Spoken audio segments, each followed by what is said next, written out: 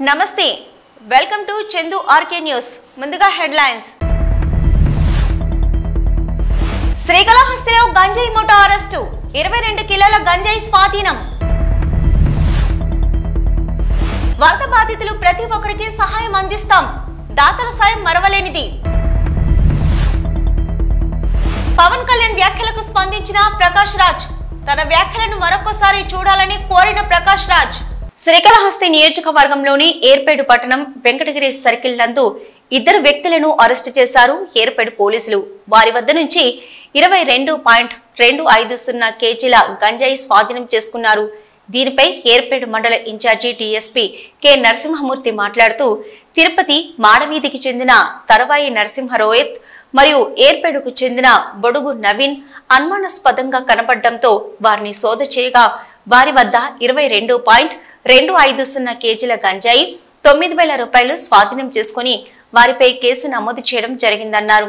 ముద్దాయిలు మేర్లపాక గ్రామ సమీపంలో గల ఓ హోటల్ వెనుక ముళ్ల పొదలయందు ఉంచి ఈ గంజాయిని చిన్న చిన్న పొట్లాలు కట్టి ఏర్పేడు పట్టణం నందు కావలసిన వారికి అమ్ముతున్నట్లు ప్రాథమికంగా తెలిసిందన్నారు. తిరుపతి జిల్లా ఎస్పీ గారు ఎల్ సుబ్బారాయుడు గారి ఆదేశాల మేరకు గౌరవనీయులు అడిషనల్ ఎస్పీ రవిమానాచారి సార్ ఆ పర్యవేక్షణలో మేము మా సిఐ గారు జయచంద్ర ఏర్పేడు సిఐ గారు వారి సిబ్బంది ఎస్ఐ అంతా కలిసి జిల్లాను డ్రగ్స్ రహిత టెంపుల్ సిటీగా మనం తయారు చేసుకోవాలి అనే ఉద్దేశంతో పనిచేస్తున్నాము. అందులో భాగంగా మాకు రాబడిన సమాచారం మేరకు నిన్నటి దినం 4 గంటలకు వెంకటగిరి వెళ్ళే సర్కిల్లో రాబడిన సమాచారం మేరకు మా ఎస్ఐ గారు వారి సిబ్బందితో 2 అదుపులోకి తీసుకున్నారు. వాళ్ళ పేరు నరసింహ రోహిత్ అని 22 ఇయర్స్, బొడుగు నవీన్ అని 20 ఇయర్స్. వీళ్ళను విచారిస్తే క్షుణ్ణంగా వీళ్ళు గంజాయి తీసుకురావడం అమ్మడము ఇలాంటి వివరాలు చేస్తున్నారు. వాళ్ళ దగ్గర నుంచి 22 కిలోల 250 కేజీల గంజాయిని మరియు 2 ద్విచక్ర వాహనాలను మరియు 2 సెల్ ఫోన్లు మరియు వాళ్ళ దగ్గర 9,000 రూపాయల డబ్బులు మేము సీజ్ చేయడము, వారి మీద కేసు నమోదు చేయడం జరిగింది. వాళ్ళ రిమాండ్కి కూడా పంపిస్తున్నాము. ఇంకా ఇది ఇన్వెస్టిగేషన్లో ఉంది. ఇంకా దీంట్లో ఫ్రంట్ లింక్స్ బ్యాక్ లింక్స్ ఎవరెవరికి ఉన్నాయి, ఎక్కడి నుంచి వస్తున్నాయి, ఎవరెవరికి ఇస్తారా దాని మీద క్షుణ్ణంగా కూడా ఇన్వెస్టిగేషన్ చేయడం జరుగుతుంది. అందరికీ మేము చెప్పేది ఏమంటే డ్రగ్స్ గురించి డ్రగ్స్కి దూరంగా ఉండండి. డ్రగ్స్ అనేది సమాజానికి చాలా చోటుది. చాలామంది కుటుంబాలు రోడ్డు పాలవుతున్నాయి కాబట్టి డ్రగ్స్ పట్ల కఠినంగా ఉంటాము, కఠిన చర్యలు తీసుకుంటాము. చేస్తున్నాము డ్రగ్స్ గురించి ఎవరైనా సమాచారం వచ్చున్నాము. డ్రగ్స్ పట్ల మాత్రం నేను తీసుకునే కఠిన చర్యలకు మీరు ఎవరు కూడా బలి కావద్దు. మీరు చక్కటి లైఫ్ని మీరు ప్లాన్ చేసుకోగలండి. కానీ డ్రగ్స్ నమ్ముకొని డ్రగ్స్ అప్లై చేయడము మిగతా వాళ్ళకి అందరికి ఇవ్వడం అనేది పెద్ద నేరం అవుతుంది. కాబట్టి దయచేసి డ్రగ్స్ దూరంగా ఉండాలని చెప్పేసి తిరుపతి జిల్లా పోలీస్ మనం చేస్తున్నాము. మా సిబ్బంది అందరినీ కూడా ఎస్పీ గారు అభినందించారు.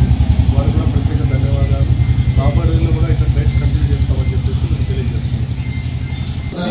దానికి సంబంధించి మీకు తెలిసిన సమాచారాన్ని మీరు ఏర్పడే ఎస్ఐకు సిఐకు లేకపోతే నేను డిఎస్పీ కాళహస్తిలో ఉంటాను, నేను వేలుగురు ఇన్ఛార్జ్, మేము మాకు అందిస్తే మేము దాని మీద కఠిన చర్యలు తీసుకుంటాం. మీరు సమాచారం ఇచ్చిన వాళ్ళ పేరు ఎక్కడికి కూడా బయటికి రానివ్వము, గోప్యంగా ఉంచుతాము. మీకు మేము మా ఎస్పీ గారు చెప్పేసి సమాచారం ఇచ్చి సహకరించేందుకు కూడా మీ యొక్క సేవలు గుర్తిస్తామని చెప్పేసి మీకు నేను తెలియ. ఈరోజు మనం వరద బాధితులకు సహాయాన్ని అందిస్తున్నాం. ఈ సహాయం అనేది చివరి వ్యక్తి వరకు అందించాలనేది మా ప్రభుత్వం యొక్క ముఖ్య ఉద్దేశమన్నారు నారా చంద్రబాబు నాయుడు. ప్రధానంగా మన యొక్క ఎఫర్ట్ను చూసి దాతలు ముందుకు రావడం చాలా గొప్ప విషయమన్నారు. సీఎం సహాయ నిధికి 400 కోట్ల రూపాయలు దాతల సహాయం అందించారని అన్నారు. దాతల గొప్ప మనసుకు కృతజ్ఞతలు తెలుపుతామని అన్నారు. ఈరోజు మనం అందరికీ సహాయం చేస్తున్నాం. దానికి కూడా ఫేజ్ 1లో ఆ నామ్స్ కూడా నేను అవన్నీ ఉన్నాయి చెప్తాను, అవి ఇస్తున్నాం. కానీ లాస్ట్ మైల్కి రీచ్ అవుతామని చెప్పినప్పుడు ఇంకా కొన్ని ఒమిషన్స్ కానీ మిస్టేక్స్ కానీ చిన్న చిన్న ఉంటాయి ఇంత పెద్ద జరిగినప్పుడు. దాన్ని కరెక్ట్ చేయడానికి ఒకసారి మళ్ళీ మనం మాట్లాడుకొని కరెక్ట్ చేయడానికి వచ్చాం ఇక్కడికి. తర్వాత మండే ట్యూస్డేకి మీరు లాస్ట్ మైల్కి రీచ్ అయిన తర్వాత ఒకసారి మీటింగ్ పెట్టుకుంటాం. ఆ రోజు మనందరం థ్యాంక్స్ చేస్తాం. మనం చేసిన ఎఫర్ట్తో బ్రహ్మాండంగా స్పందించారు రాష్ట్రం మొత్తం. Never in the history A state లో కూడా జరిగి ఉండదు. 400 కోట్ల రూపాయలు సీఎం రిలీఫ్ విరాళాలు వచ్చాయి. It is highest in the history. అంటే దానికి ఎందుకు వచ్చాయని మీరు ఒకసారి ఆలోచిస్తే, మనం క్రియేట్ చేసిన కాన్ఫిడెన్స్. మామూలుగా వీల్ చైర్లో వచ్చి డబ్బులు ఇచ్చి వెళ్లారు. పంపించవచ్చు వాళ్ళు కావాలంటే. ఎక్కడో అమెరికా ఉండేవాళ్ళు వాళ్ళ పిల్లల్ని ఇక్కడ ఉంటే పంపించి మీరు పర్సనల్గా ఎత్తకపోయి ఇచ్చేసారమ్మని చెప్పి ఎత్తుకొచ్చారు. ఈ త్యాగాలు గాని ఈ స్ఫూర్తిని గాని మనం మర్చిపోలేం. అలాంటి స్ఫూర్తిదాయకంగా జరిగినప్పుడు ఇంకా చిన్న చిన్న మిస్సింగ్ లింక్స్ ఉంటే అవన్నీ కూడా ఒక టార్గెట్ పెట్టుకొని I want to complete it. Spirit of this meeting is that. ఇప్పుడు ఉదాహరణకి ఇక్కడికి వచ్చినప్పుడు ఫస్ట్ ఇన్సూరెన్స్ ఒకసారి చెక్ చేసుకుందాం. ఇక్కడ అవన్నీ కంప్లీట్ అయిన పనులు ఉన్నాయి. ఇప్పుడు ఇన్సూరెన్స్ ఒకటి, మీరు ట్రాన్స్పోర్ట్ ఇన్సూరెన్స్ ఒకటి, కమర్షియల్ 2 ఎంతవరకు అయింది. మూడోది బ్యాంకర్స్ కూడా ఎస్ఎల్బీసీ కూడా రమ్మన్నాం. వాళ్ళు కూడా వచ్చారనుకుంటాను. మనం ఒక అగ్రిమెంట్కి వచ్చాం. 10,000 రూపాయలు 25,000 రూపీస్ మనం అనుకున్నది కన్జంప్షన్ లోన్స్, అవి ఎంతవరకు చేశారు. ప్రకాష్ రాజ్పై పవన్ కళ్యాణ్ చేసిన వ్యాఖ్యలకు ప్రకాష్ రాజ్ సమాధానమిచ్చారు. నేను మాట్లాడింది మీరు పూర్తిగా అర్థం చేసుకోలేదని అనుకుంటున్నాను. మరొకసారి నేను ట్వీట్ చేసింది చూసుకోండని అన్నారు. ప్రకాష్ రాజ్ తాను విదేశాలలో షూటింగ్ లో ఉన్నందున తిరిగి వచ్చిన తర్వాత మీకు మరోమారు తాను ఏ ఉద్దేశంతో మాట్లాడింది వివరిస్తానన్నారు ప్రకాష్ రాజ్. శ్రీ పవన్ కళ్యాణ్ గారు, నేను ఇప్పుడే మీ ప్రెస్ మీట్ని చూశాను. నేను చెప్పిందేంటి, మీరు దాన్ని అపార్థం చేసుకుని తిప్పుతున్నదేంటి? నేను ఇప్పుడు విదేశాల్లో షూటింగ్లో ఉన్నాను. 30వ తారీఖు తర్వాత వచ్చి మీ ప్రతి మాటకి సమాధానం చెప్తాను. ఈ మధ్య మీకు వీలైతే నా ట్వీట్ని మళ్ళీ చదవండి, అర్థం చేసుకోండి ప్లీజ్. భారతీయ జనసంఘ్ పూర్వ అధ్యక్షులు పండిట్ దీన్ దయాళ్ ఉపాధ్యాయ 108వ జయంతిని పురస్కరించుకుని హిందూపురం పట్టణం 11వ వార్డు మోడల్ కాలనీ శక్తి కేంద్రం పోలింగ్ బూత్ 79 నందు వారి చిత్రపటానికి పూలమాల సమర్పించడం జరిగింది. ఈ కార్యక్రమానికి ముఖ్య అతిథిగా బీజేపీ రాష్ట్ర కార్యవర్గ సభ్యులు సేవా పక్వాడ్, జిల్లా in charge central seed director Ramesh Reddy garu పాల్గొన్నారు. ఈ సందర్భంగా వారు మాట్లాడుతూ భారతీయ జనసంఘ్ వ్యవస్థాపకులు శ్రీ పండిత్ దీన్ దయాళ్ ఉపాధ్యాయ గారు జీవన శైలి యావత్ భారతీయులకు ప్రేరణదాయకం. అంత్యోదయం సిద్ధాంతాన్ని మొట్టమొదటిగా ప్రవేశపెట్టింది ఆయనే. అంత్యోదయం అంటే కులమతాలకు అతీతంగా చిట్ట చివరి మనిషికి కూడా ప్రభుత్వ ఫలాలు అందాలన్నదే ఆయన లక్ష్యం. ఆయనలాగా మనమందరము జాతీయవాదం, మానవతావాదం అలవర్చుకోవాలని అన్నారు. భారత ప్రధాని శ్రీ నరేంద్ర మోదీ గారి పిలుపు మేరకు అమ్మ పేరు మీద ఒక చెట్టు నాటుదాం కార్యక్రమం నిర్వహించడం జరిగింది. ఈ కార్యక్రమంలో బీజేవైఎం జిల్లా అధ్యక్షులు రవితేజారెడ్డి, స్కూల్ కమిటీ చైర్మన్ పవిత్ర, సీనియర్ నాయకులు శంకర్ స్వామి, శివప్ప, ప్రదీప్, ప్రతాప్, అంజీ, రమేష్, సుధమ్మ, జానకమ్మ, విజయమ్మ, శంకరమ్మ, కళ, కిషోరమ్మ, వినయ్, సాయి మరియు స్థానిక ప్రజలు పాల్గొన్నారు.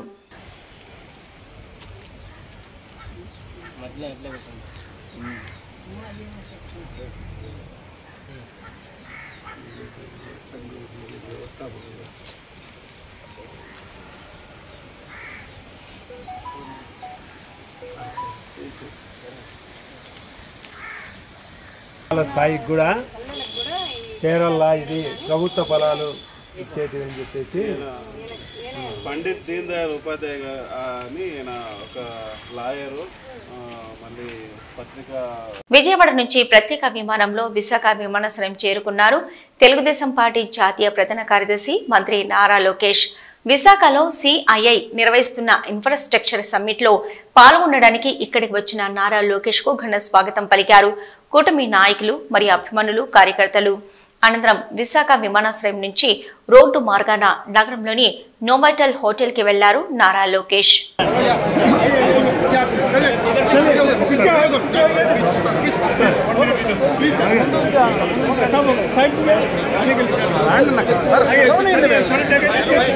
లెబనాన్లో ఒక న్యూస్ ఛానల్లో ఇంటర్వ్యూ కొనసాగుతుండగా బాంబు దాడి జరిగింది.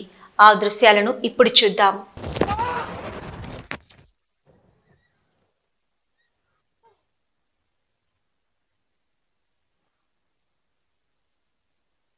రాజమండ్రి మాజీ ఎంపీ మార్గాని భరత్ సమావేశం నిర్వహించారు. తిరుపతి లడ్డు నెయ్యి కల్తీ వివాదం, ఆంధ్రప్రదేశ్ ముఖ్యమంత్రి చంద్రబాబు నాయుడుకు కొన్ని ప్రశ్నలను సంధించారు. సూపర్ 6 హామీలతో అధికారంలోకి వచ్చిన కూటమి ప్రభుత్వం ఒకటి కూడా నెరవేర్చలేదన్నారు భరత్. ఒకటి, తెలుగుదేశం ప్రభుత్వం వచ్చి 100 రోజులు కంప్లీట్ అయింది. ఈ 100 రోజుల కార్యక్రమాల్లో వీళ్ళు ఇది మన మంచి ప్రభుత్వం అని ప్రతి ఇంటింటికి వెళ్ళి స్టిక్కర్లు అంటిస్తూ ఉన్నారు. అసలు మీరు 100 రోజుల్లో ఏం చేశారని, ఏం మంచి చేశారని మీరు స్టిక్కర్లు అంటిస్తున్నారో ఎవరికి అర్థం కావట్లా. ఒక పక్కనేమో వాలంటీర్లకి జీతాలు ఇరా, వాళ్ళతో తీసుకెళ్ళి ప్రతి ఇంటింటికి మంచి ప్రభుత్వం అని స్టిక్కర్లు అంటిస్తున్నారు. మీరు సూపర్ 6 హామీలు అని చెప్పే కదా, మోసపు హామీలు చెప్పారనే కదా ప్రజలు మిమ్మల్ని ఆశీర్వదించి కూర్చోబెట్టారు.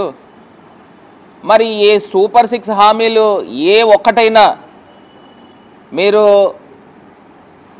కనీసం ప్రారంభించారా?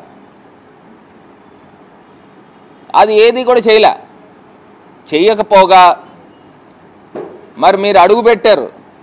రాష్ట్రంలో ఎన్ని అనర్థాలకి దారి తీస్తూ ఉందో ఒక్కసారి రాష్ట్ర ప్రజల్ని ఆలోచన చేయమని కోరుతా ఉన్నా. అటు విజయవాడ వరదల దగ్గర నుంచి చూసుకోండి, ఎన్ని అనర్థాలు జరుగుతున్నాయి. ఇప్పుడు తిరుమల తిరుపతి దేవస్థానం కలియుగ వైకుంఠుడు శ్రీ వెంకటేశ్వర స్వామికి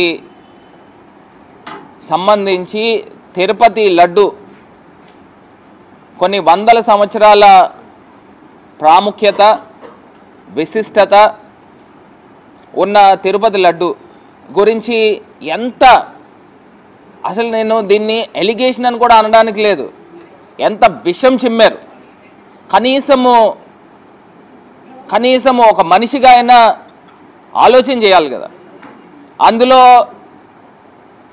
మీరు తీసుకొచ్చి యానిమల్ ఫ్యాట్ కలిసిందే అని చెప్పేసి ఒక పెద్ద ఆరోపణ చేశారు. సీఎం చంద్రబాబుపై మాజీ ఎమ్మెల్యే వైసీపీ కర్నూలు జిల్లా అధ్యక్షుడు SP Mohan Reddy fire. Super 6 హామీల్లో ఏ ఒక్కటి చంద్రబాబు నాయుడు చేయలేదు. ఎస్పీ మోహన్ రెడ్డి హామీలు నిలబెట్టుకోకుండా మంచి ప్రభుత్వాన్ని ఎలా కార్యక్రమాలు చేస్తున్నారు? ఎస్పీ మోహన్ రెడ్డి 100 రోజుల టాపిక్ డైవర్ట్ చేయడానికి తిరుపతి లడ్డు టాపిక్ తెచ్చారు ఎస్పీ మోహన్ రెడ్డి. తిరుపతి లడ్డు అంశంలో ఆలయ అధికారులు చెప్పిన మాటలకు ఈ రోజు సీఎం చెప్పే మాటలకు పొంతం లేదు. ఎస్పీ మోహన్ రెడ్డి లడ్డులో కల్తీ జరగడానికి జగన్ కు ఎలాంటి సంబంధం లేదు. ఎస్పీ మోహన్ రెడ్డి రాజకీయంగా జగన్ పై బురద చల్లడానికి సీఎం ఇలాంటి వ్యాఖ్యలు చేస్తున్నారు. మా నాయకుడు జగన్ తప్పు చేయలేదు కాబట్టి పీఎం కు లెటర్ రాశారు. ఎస్పీ మోహన్ రెడ్డి టీటీడీని టీడీపీ నేతలు రాజకీయ లబ్ధి కోసం వాడుకుంటున్నారన్నారు ఎస్పీ మోహన్ రెడ్డి. చంద్రబాబు నాయుడు గారు ఏదైతే సూపర్ 6 అని మొదలుపెట్టి 100 రోజులు దాటిపోయినా కూడా సూపర్ 6ను పక్కన పెట్టేసి సూపర్ 6లో ఏ ఒక్కటి ఇంతవరకు అమలు చేయలేదు. దాన్ని కప్పిపుచ్చుకోవడానికి ఈరోజు ఆయన ఇష్టం వచ్చినట్టు మాట్లాడే పరిస్థితికి వచ్చినాడు.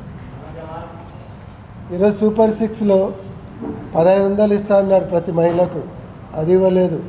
రైతు భరోసా ఎగరగొట్టాడు. ఏదైతే నిరుద్యోగ భృతి అన్నాడో అది ఎగరగొట్టినాడు. మహిళలకు ఉచిత ఆర్టీసీ అన్నారు. ఇటువంటివన్నీ ఒక్కటి కూడా సూపర్ 6 అనేది నెరవేర్చకుండా ఈరోజు మంచి ప్రభుత్వం, మన ప్రభుత్వం మంచి ప్రభుత్వం, చాలా మంచి ప్రభుత్వం. ఎందుకంటే సూపర్ 6లు అన్నీ ఇచ్చినాడు కాబట్టి. నవరత్నాల పేరు చెప్పి జగన్మోహన్ రెడ్డి గారు ఆయన వచ్చిన 3 నెలల్లో నవరత్నాలు అనేది స్టార్ట్ చేసేసినాడు. ఈయన వచ్చి 3 నెలలు అయినప్పుడు కూడా ఏ ఒక్కటి కూడా మొదలుపెట్టే పరిస్థితులలో లేడు. దానికి మళ్ళీ ఏం చెప్తున్నాడు, అసెంబ్లీలో చెప్పినాడు ఇవన్నీ ఇస్తాము, చూస్తుంటే భయమేస్తుంది, ఖజానా ఖాళీగా ఉందని. అంటే ఏదైనా ఒక హామీలు ఇచ్చేటప్పుడు ఆ మాత్రము అసెస్మెంట్ లేకుండా హామీలు ఇచ్చినావా? 40 సంవత్సరాల ఇండస్ట్రీ అని చెప్పుకుంటారు, తర్వాత 14 సంవత్సరాలు ముఖ్యమంత్రిగా ఉన్నానని చెప్పుకుంటారు, పెద్ద ఎకానమిస్ట్ అని చెప్తారు, పోస్ట్ గ్రాడ్యుయేషన్ ఇన్ ఎకనామిక్స్ అని చెప్తారు.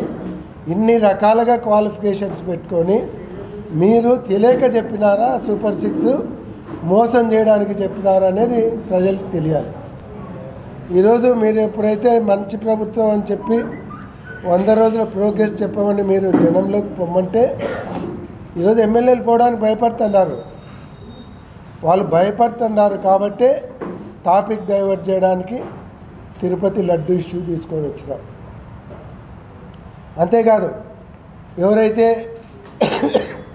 మెడిసిన్కు ప్రిపేర్ అవుతున్నారో వాళ్ళందరూ కూడా వాళ్ళ ఆశల మీద నీళ్లు చల్లినాం. ఆంధ్ర రాష్ట్రానికి ఏవైతే మెడికల్ సీట్లు సెంట్రల్ గవర్నమెంట్ ఇస్తే వాటిని కూడా వద్దు అని చెప్పేటువంటి ఏకైక ముఖ్యమంత్రిగా దేశంలో గిన్నీస్ బుక్ ఆఫ్ రికార్డ్స్కి ఎక్కినాం. ఇన్ని తప్పులను కప్పిపుచ్చుకోవడానికి, ఇన్ని వైఫల్యాలను, ఇన్ని చేతగాంతనాన్ని కప్పిపుచ్చుకోవడానికి ఏదైతే పనిచేస్తుంది, దేశవ్యాప్తంగా ఏది సెంటిమెంట్ ఉంది, తెలుగు ప్రజలందరికీ ఏది సెంటిమెంట్ ఉంది, టాపిక్ ఇన్ని సబ్జెక్టులు డైవర్ట్ చేయాలంటే సింగిల్ సబ్జెక్ట్ ఏముందని ఈరోజు తిరుపతి లడ్డు వివాదాన్ని తీసుకొని వచ్చినాం. తిరుపతి లడ్డు వివాదములో నువ్వే చెప్తున్నావు, జూన్లో వాళ్ళకు మే 8వ తేదీ వాళ్ళకు టెండర్ కన్ఫర్మేషన్ అయింది, జూన్లో స్టార్ట్ చేస్తామన్నారు, జూలైలో ఫస్ట్ కన్సెంట్మెంట్ వచ్చిందని చెప్పారు. ఫస్ట్ కన్సెంట్మెంట్ వచ్చిన తర్వాత ఏమైంది, అక్కడ రిజెక్ట్ చేసినాడు ఆయన తిరుమల ఈవో గారు శ్యామలరావు గారు. ఆయన ఏం స్టేట్మెంట్ ఇచ్చినాడు ఆ రోజు 23వ తేదీ రిపోర్ట్ వచ్చినాక, ఎడిబుల్ ఆయిల్ మిక్స్ ఉంది అనేటువంటి అనుమానం ఉంది కాబట్టి రిజెక్ట్ చేసినాము అని చెప్పినాడు. నువ్వేం చెప్తున్నావు, మేము చెప్పినా కూడా వినకుండా లోపల పోయినాయంటున్నావు. అంటే ఏం వ్యవస్థ ఉందా లేదా టీటీడీలో? ఎంత సెక్యూరిటీ ఉంటుంది? ఒక దైవ దర్శనానికి పోవాలంటేనే అంత సెక్యూరిటీ మధ్యన పోయే పరిస్థితి లేదు. మీరు దానికి మేము చెప్పినా కూడా వినకుండా లోపల పోయినాడంటే లారీ డ్రైవర్ ఇష్టమా? ఎవరు ఇష్టము? ఎవడంటే వాడు పోనీకి. ఆ మాట ఒక ముఖ్యమంత్రి స్థాయిలో ఉండి చెప్పినా వినకుండా లోపల పోయినాడు లారీ డ్రైవర్ అంటే ఏం చేస్తున్నారు మీరు? అది వాడలేదు ఆయిల్ అని శ్యామలరావు గారు చెప్తారు, వాడినాడని చంద్రబాబు నాయుడు చెప్తాడు. ఒకవేళ చంద్రబాబు నాయుడు గారు ముఖ్యమంత్రి, ఆయన చెప్పినది కనుక కరెక్ట్ అయితే అదే వాడింటే శ్యామలరావుని ఎందుకు అరెస్ట్ చేయలేదు? శ్యామలరావు మీద కేసు పెట్టి ఏదైతే కల్తీ నూనె వాడినారో, ఏదైతే మీరు చెప్పినట్టు అనిమల్ ఫ్యాట్ వాడినాడో అంత తప్పు చేసినటువంటి వ్యక్తిని ఎందుకు కేసు పెట్టి జైల్లో పెట్టలేదు? ఏఆర్ కంపెనీ మీద ఎందుకు కేసు పెట్టలేదు ఇంతవరకు? కామన్ సెన్స్ ఉండి మాట్లాడుతున్నారా? ఈరోజు అడ్డంగా దొరికిపోయినారు. జూలై 12వ తేదీ ట్యాంకర్లు వచ్చినాయి. ఒకవేళ మీరు వాడినారే అనుకోండి, లడ్డు వాడకంలో జరిగింది. జూలై 12 ముఖ్యమంత్రి ఎవరు? చంద్రబాబు నాయుడు గారా జగన్మోహన్ రెడ్డి? తర్వాత మరి శ్యామలరావు గారిని ఎవరిని అపాయింట్మెంట్ ఇచ్చింది? చంద్రబాబు నాయుడు గారి గవర్నమెంట్లోనే అపాయింట్మెంట్ వచ్చింది. చంద్రబాబు నాయుడు గారి గవర్నమెంట్ వచ్చిన 30 రోజులకు ఫస్ట్ ట్యాంకర్లు వస్తే ఆ ఆయిల్ కల్తీ ఉంది, అది వాడినారని చెప్పినప్పుడు ఆ వైఫల్యం ఎవరిది? జగన్మోహన్ రెడ్డిదా? దానికి జగన్మోహన్ రెడ్డికి సంబంధం ఉందా? అంటే మీ సూపర్ 6 చేయలేకపోవడానికి కూడా జగన్మోహన్ రెడ్డి అనా? ఎక్కడ అడ్మినిస్ట్రేషను? విజయవాడలో వరదలు వస్తే 10 రోజుల వరకు అందరికీ భోజనాలు అందించలేనటువంటి పరిస్థితులలో గవర్నమెంట్ ఉందంటే ఇంతకంటే వైఫల్యమైనటువంటి గవర్నమెంట్ని నేను ఎక్కడ ఎప్పుడు చూడలే. ఇవి ఈ బులెటిన్ విశేషాలు. నమస్తే.